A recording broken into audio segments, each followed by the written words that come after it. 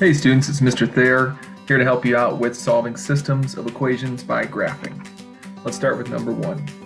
In number one, both equations are already in slope-intercept form, so that's nice. So all we need to do is plot them and find the intersection. So our first equation, I'm going to highlight in red, and the red line will correspond with that. The y-intercept is -3, so we'll start there at -3. And the slope is 1/4, so we'll rise 1 and go to the right 4. So up 1 to the right 4. We'll do the exact opposite of down 1 to the left 4. Now we have a straight line to be drawn through these points with arrows at both ends. Great. All right, next, the second equation is also in slope-intercept form. I'm going to highlight it in green, and we'll plot this graph in green, starting with the y-intercept of +3. Now the slope here is 7/4, and I don't have room to go up 7 to the right 4, so instead I'll go down 7, which will take me all the way down here to the left 4. Which will take me right to that point, which intersects with the first line. So we believe that to be our solution here in just a minute. And since that's our solution point, let's go ahead and highlight that in pink so you can see that a little clearer. And we'll write that coordinate down. That is -4 on the x-axis, -4 on the y-axis. So we believe that to be our solution.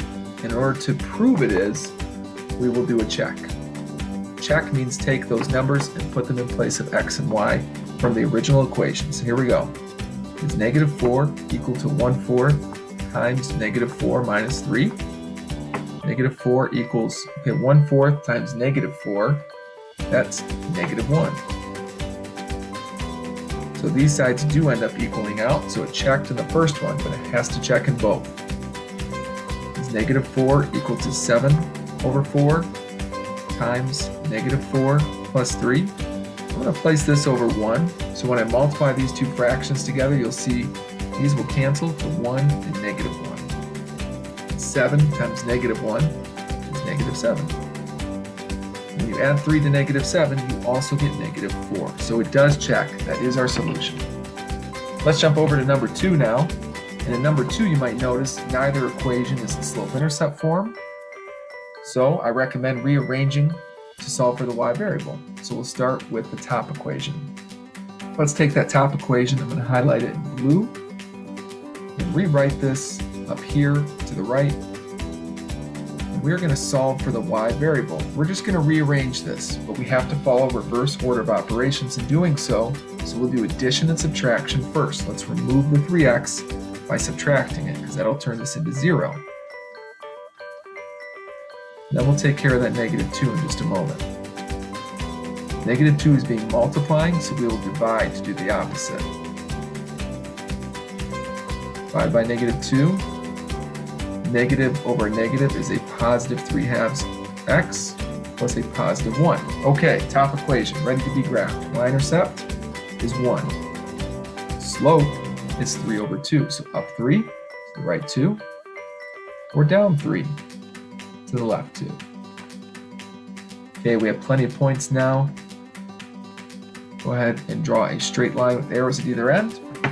Then we'll move on to the second graph, which we will do in a darker red.